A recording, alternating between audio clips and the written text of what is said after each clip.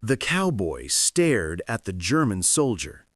They were miles from anywhere. No guards, no fences, just open desert. Wide open American prairie. The German prisoner could run. He could escape. Nobody would catch him out here. But he didn't run. Instead, he climbed onto a horse, right next to the cowboy.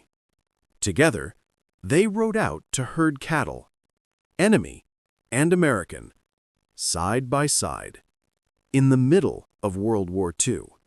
This sounds impossible, like a crazy movie plot, but it actually happened, right here in America. Thousands of German prisoners worked on ranches across the West during WWII, and what happened between them and American cowboys changed both groups forever. The impossible situation. Picture this. It's 1943. America is fighting Germany. Young American men are dying in Europe. And back home, German prisoners are riding horses on American ranches. Sounds crazy, sounds wrong, sounds dangerous. But it was real. Very real. By 1945, America held over 400,000 German prisoners of war. That's almost 500,000 enemy soldiers on American soil. The government had a problem, a big problem. Where do you put 400,000 prisoners? Prison camps cost money, lots of money. Guards cost money. Food costs money. Buildings cost money. Meanwhile, American ranchers had their own problem. All the young cowboys had gone to war. The ranches were empty. Cattle needed herding. Fences needed fixing. Work needed doing. Someone in Washington had an idea. A wild idea. An idea that seemed absolutely insane. But somehow, it worked. They decided to send enemy soldiers to work on ranches. The first arrivals. The trucks rolled up to the ranches, dusty, hot, middle of nowhere. German soldiers stepped out. Young men, scared, confused, wearing prisoner uniforms with PW painted on the back. Most had never seen a desert before, never seen a ranch, never seen a real cowboy. They expected prison, bars, guards with guns, punishment. Instead, they saw horses, open sky, miles of empty land. Just land. Endless land. One German prisoner later wrote, "I thought I was dreaming.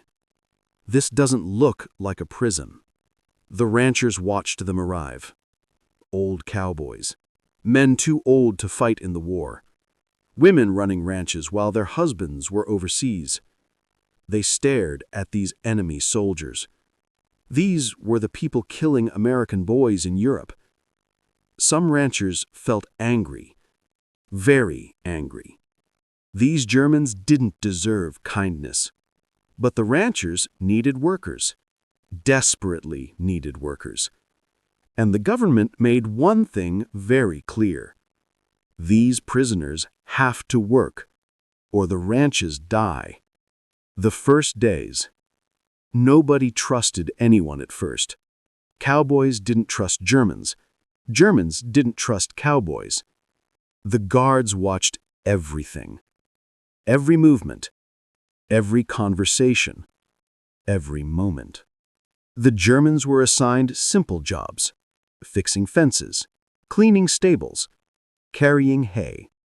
Basic work, easy work, work where they couldn't cause trouble. One rancher in Texas kept his rifle nearby, always, just in case. "They're Nazis," he told his wife. "Can't trust them." The Germans worked quietly, heads down, no talking, no eye contact. They expected abuse, expected cruelty. That's what prisoners got in German camps. But something strange started happening. Something unexpected. The cowboys were fair. Not friendly, but fair. They showed the Germans how to do jobs correctly, gave them water when it was hot, shared lunch sometimes. One cowboy in Wyoming did something that shocked everyone. He handed a German prisoner the reins to a horse and told him to ride out alone to check on cattle. The breaking point. The German prisoner sat on that horse, alone. No guards, no supervision. He could ride away, just ride, keep riding until he disappeared into the mountains. The cowboy had given him freedom, real freedom, even if just for a few hours. Other prisoners watched. They couldn't believe it. Why would the American trust him? The German rode out, slowly at first, then faster, across the prairie. For the first time in years, he felt human. Not a prisoner, not a number. Human. Hours passed. The sun started setting. The German wasn't back. The ranch owner got worried. "I told you," he said to the cowboy, "I told you not to trust them." The cowboy said nothing, just watched the horizon, waiting. Then they saw it, a figure on horseback, coming back. The German returned, with the cattle. Job done perfectly. But why? Why didn't he run when he had the chance?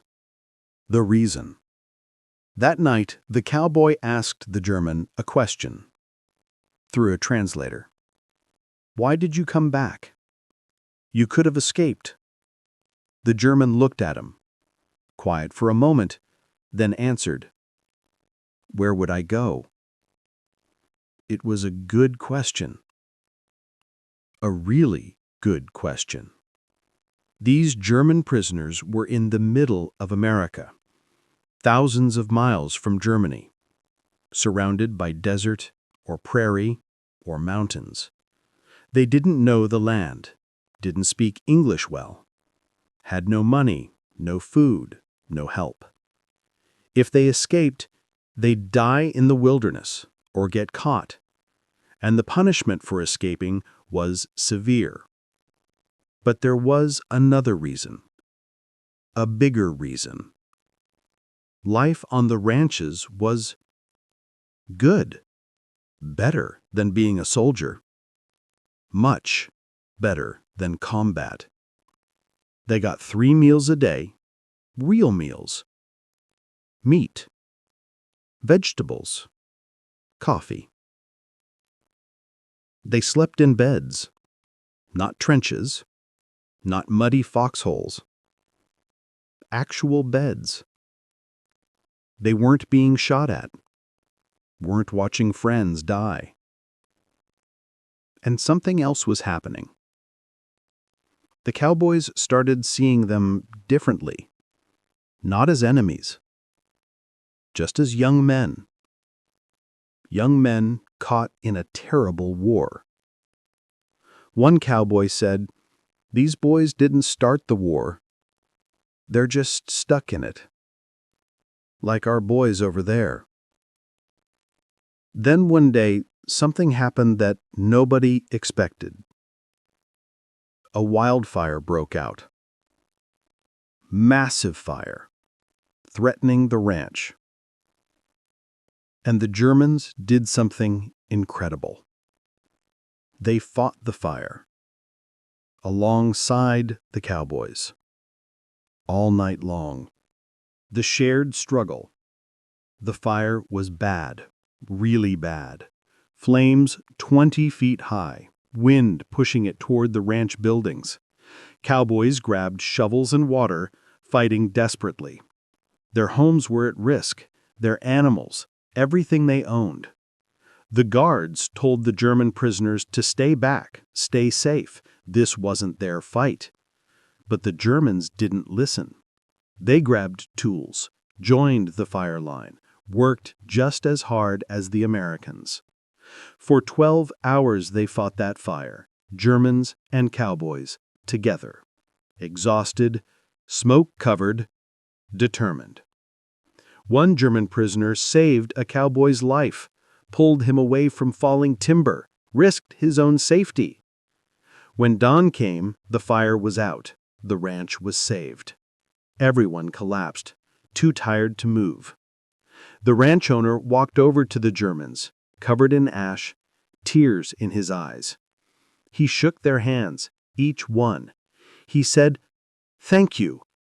You didn't have to do that." But then, something terrible happened. News arrived from Europe. The war was ending. The bitter truth. The war was over. Germany had surrendered. May 1945. The Allies had won. The prisoners should have been happy. They could go home, see their families, return to normal life. But many weren't happy. They were terrified, absolutely terrified. Germany was destroyed, bombed to rubble, cities flattened, economy collapsed, millions dead or missing. Many prisoners had no homes to return to. Their cities were gone. Their families might be dead. Everything was uncertain. And they'd been well fed in America for years, living on ranches, safe, comfortable. Going back meant hunger, chaos, destruction, maybe death. Some Germans begged to stay, actually begged, "Please let us stay here. We'll work. We'll do anything." The cowboys felt torn. These weren't enemies anymore. They were friends, work partners, good men. But laws were laws.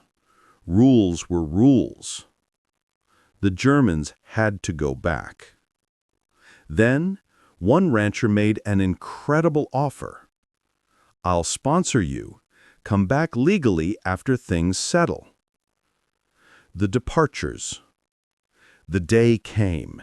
Trucks arrived to take the Germans away, back to camps, then ships, then home to Germany. Cowboys and Germans shook hands. Some hugged, many cried, on both sides. They'd spent years together, worked together, survived together, became friends. One German gave a cowboy his pocket watch. "Remember me," he said. Cowboys gave Germans addresses. "Write to us when you can. Let us know you're okay." Some ranchers gave prisoners money, food for the journey, extra clothes, gifts for their families. The guards watched in amazement. This wasn't supposed to happen. Enemies weren't supposed to become friends. The trucks drove away, dust clouds trailing behind, Germans waving from the windows. Cowboys stood there, watching, some for hours, just watching until the trucks disappeared. Years passed. The war became history. People moved on. But the letters kept coming. Letters from Germany, from former prisoners, to their cowboy friends. The legacy. Some Germans did come back, years later, legally, as immigrants. They brought their families, started new lives in America, on the same ranches where they'd been prisoners. Former prisoners became American citizens, became ranchers themselves, became cowboys. Their children grew up American, never knowing their fathers had once been enemy soldiers. The cowboys who had guarded them became lifelong friends, best friends, family. One German wrote, "I came to America as a prisoner. I left as a human being. I returned as an American." These stories weren't told much. People wanted to forget the war, move on, focus on the future. But in small towns across the West, in Montana and Wyoming and Texas and New Mexico, people remembered. They remembered when enemies became friends, when war couldn't destroy human decency, when cowboys and Germans rode together in the wild. Sometimes the most unexpected friendships come from the most unexpected places, even in war. This Wild West history reveals surprising truths about cowboys and outlaws era. Among true stories of the Old West, German prisoners in the Wild West remains most shocking. When Wild West cowboys captured enemies during World War II, historical Wild West events took unexpected turns. These Wild West prisoner stories show humanity beyond conflict. Old West German captives found friendship on the American frontier. Cowboys in the American frontier proved compassion transcends war. Unlike Wild West battles and prisoners of earlier times, these former enemies became brothers. This forgotten chapter of Wild West history proves that even in darkness, human connection survives.